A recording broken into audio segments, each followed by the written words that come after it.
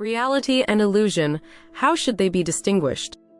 If the stone chamber and the prophecy in the stone box are both illusions created by the corpse-scented flower, then when did this illusion truly begin?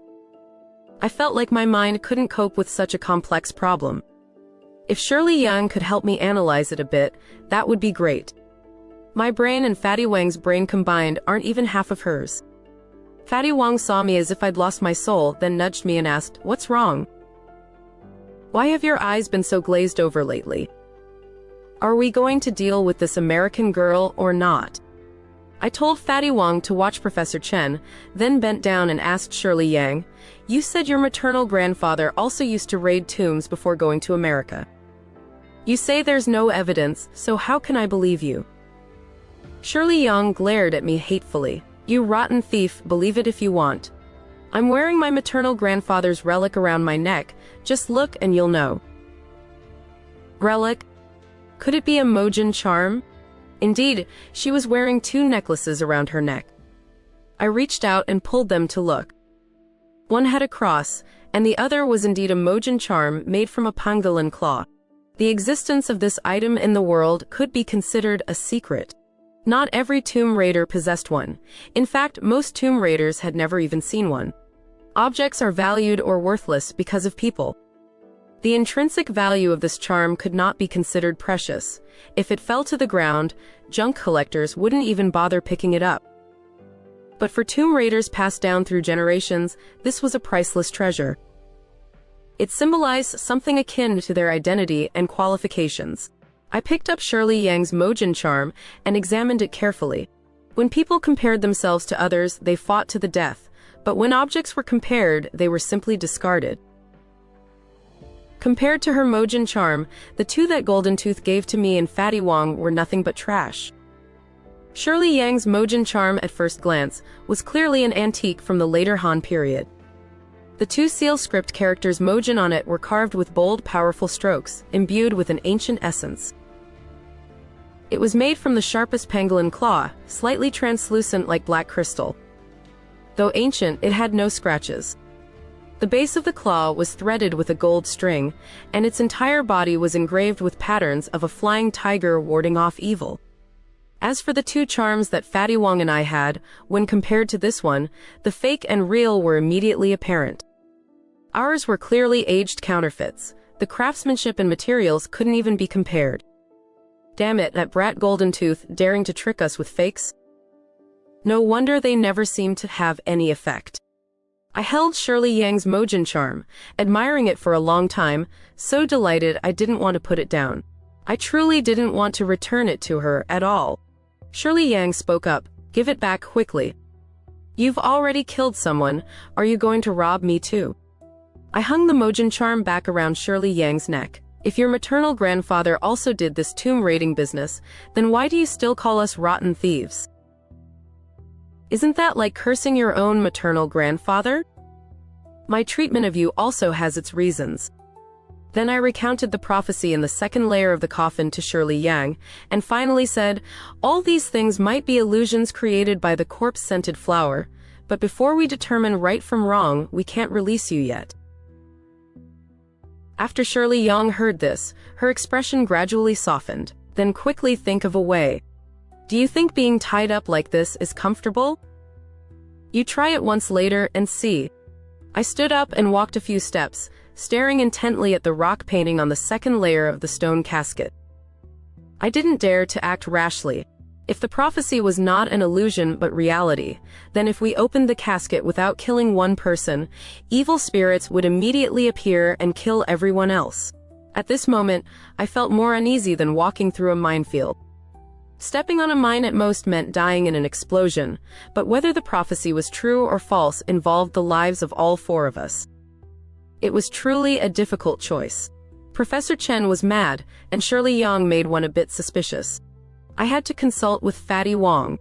I told him my speculations, knowing full well he couldn't help with anything, but I still hoped someone would share some of my psychological pressure. Fatty Wang nodded after listening. "Oh, damn it, so that's what it is. I understand now. You're worried we're still trapped in the chain of illusions created by that foxtail flower, right?" I told you long ago, petty matters like this, I'll solve them for you right away. I said, surprised. You can distinguish it. This isn't a joke, don't be frivolous. One wrong move and we'll lose the whole game.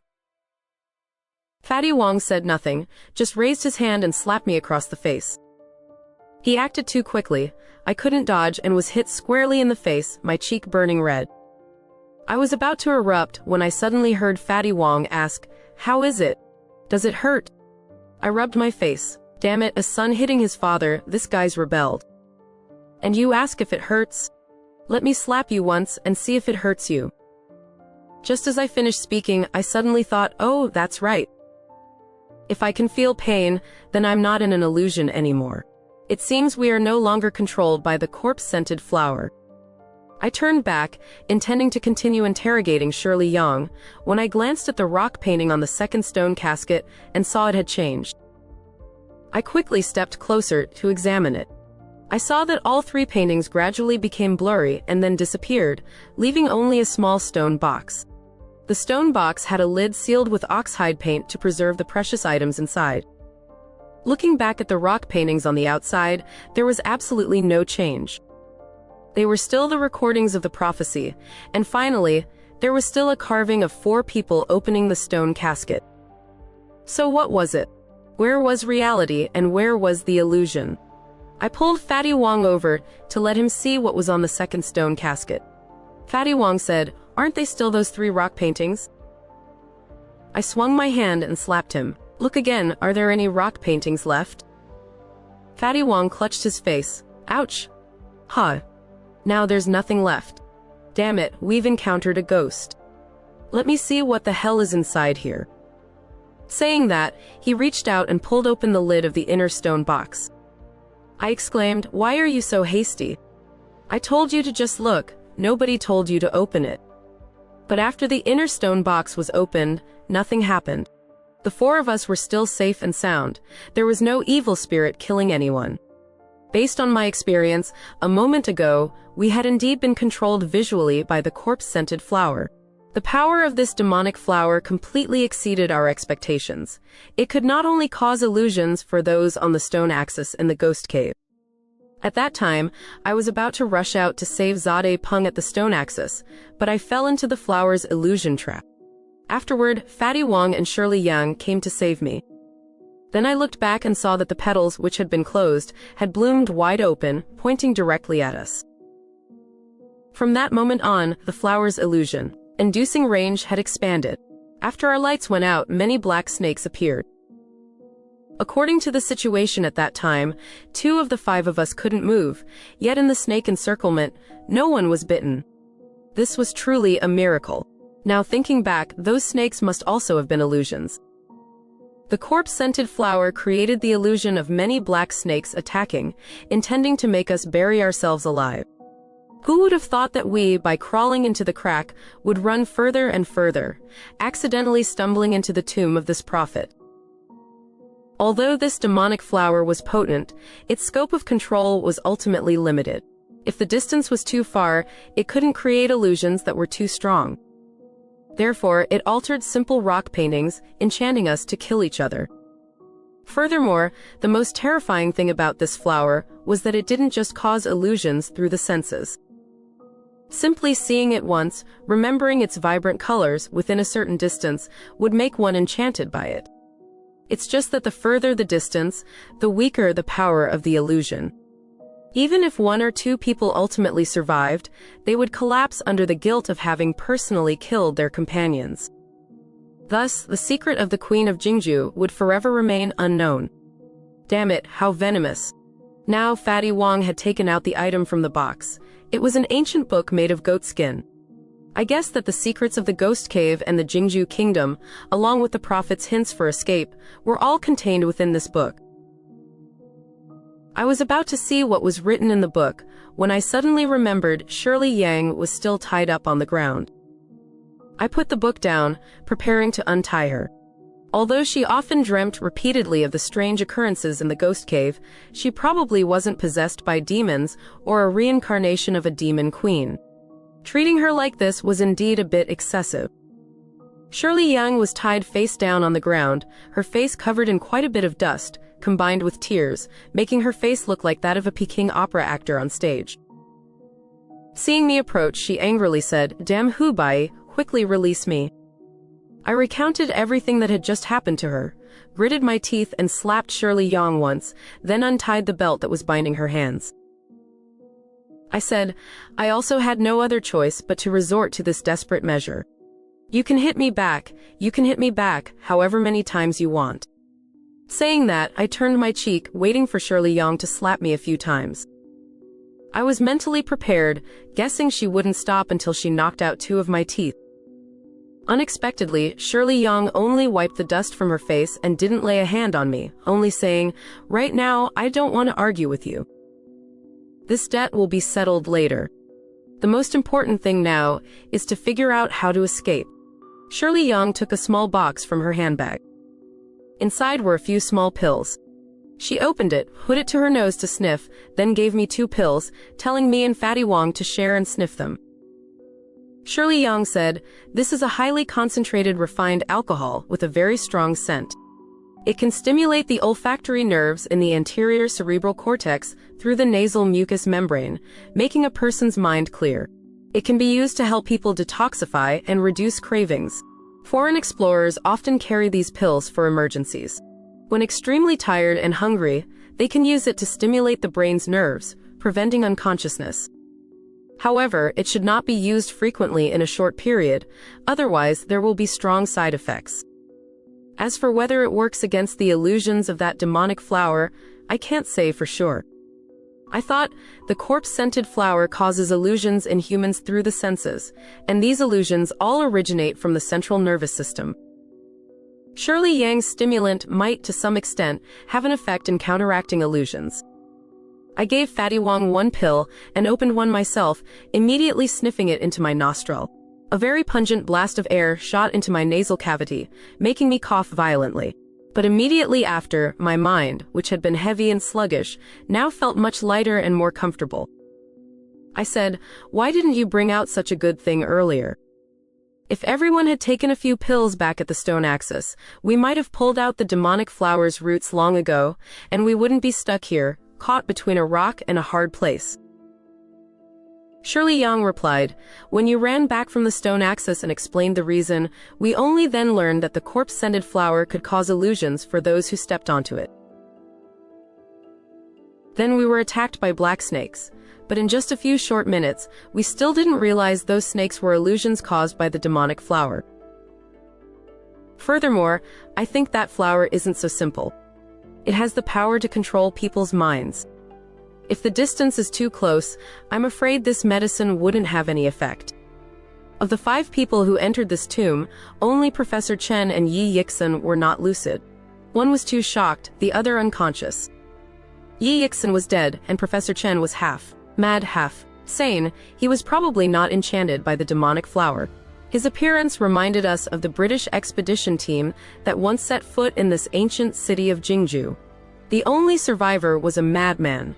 He must have also witnessed the scene of everyone slaughtering each other, and became like that due to excessive stimulation.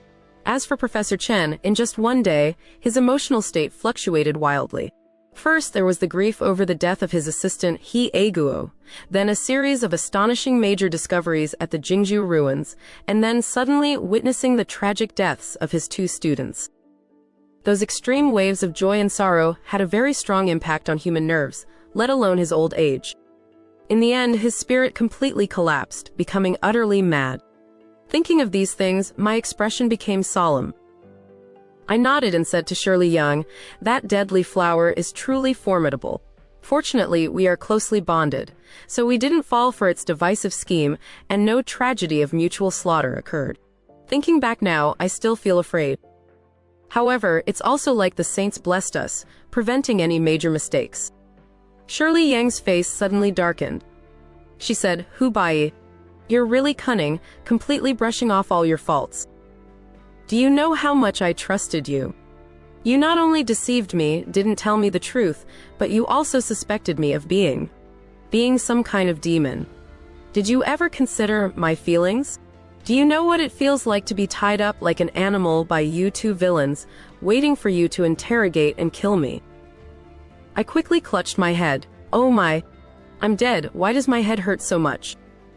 I need to sit and rest for a bit. Fatty Wang, quickly bring the Saint's goatskin book here for Miss Yang to see if there's a good way to escape this place. Fortunately, Shirley Yang wasn't the kind of woman who would relentlessly pursue an issue once she had an excuse. Seeing me sneak away, she didn't bother to press the matter further. She held the ancient goatskin book in her hand, turning its pages one by one. I secretly lamented my misfortune. With her personality, she would surely not let me off the hook later. Today, I overdid it, and so many people died.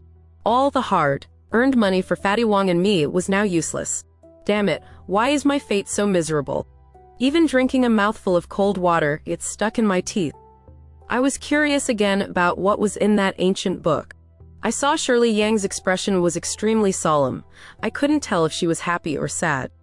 The saint had predicted that we would come to his tomb and open the stone box, so he must have left something for us. So what exactly was it? I couldn't hold back any longer and asked, "What's written in that little saint's book?" Shirley Yang, holding the book, read and said, "They are all drawings by the saint, seemingly with a lot of content related to the ghost cave. In this life and the next, I don't want to return to that whatever ghost cave. The important thing is whether there's an exit or not." But I didn't want to rush Shirley Yang, so I patiently listened to her continue. Shirley Yang said, "One must read from the beginning to fully grasp the story. Otherwise, the final drawing might not be understood.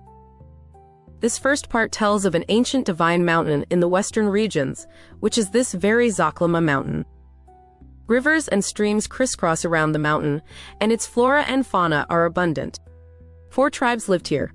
Fatty Wang and I exchanged glances, thinking to ourselves that this American girl still wanted to tell the story from the beginning. We were truly impatient, our hearts burning with eagerness to quickly find out how to escape this cramped, stuffy tomb. But neither of us dared to speak up. We looked at each other, unable to sit still. We only heard Shirley Yang continue, but joy was short-lived. Everyone discovered a bottomless cave in Zaklama Mountain. No one could reach the bottom, and everyone wanted to find out what was inside that cave. Among the 4 tribes, there was a high priest. He ordered everyone to create an eye out of jade, hoping that with the power of the true God, they could clearly discern whether this bottomless cave was benevolent or evil. After a grand ritual, not only could they not see clearly what was beneath the cave, but disaster also began to strike. First, the high priest's eyes went blind, dying not by fate. Then strange serpents appeared around, threatening the safety of humans and livestock. These monstrous serpents were numerous, each with a bizarre eye on its head, possessing potent venom, having killed countless people and livestock. The 4 tribes put forth 2 sages, who, blessed by the true God, led the warriors of the 4 tribes to kill the mother serpent. It was a monster with a human head, a serpent's body, and 4 limbs. It laid eye-shaped eggs, and each egg hatched hundreds of monstrous serpents. If they continued to reproduce, the consequences would be immeasurable. Fatty Wang and I were extremely astonished upon hearing this. How strange! Were there really human-headed monstrous serpents in ancient times? Fortunately, we didn't encounter them, otherwise they would be truly difficult to deal with. Shirley Yang said, "Perhaps the story of the saint killing the serpents is real, but human-headed, serpent-bodied beasts might not have existed." Ancient people often excessively mythologized important events, much like the battle between the Yan Emperor, Yellow Emperor, and Kai Yu in ancient Chinese history. Perhaps it was just a skirmish involving a few hundred people among tribes, but in ancient records, it's always described as a fierce and grand war, even with immortals and beasts participating.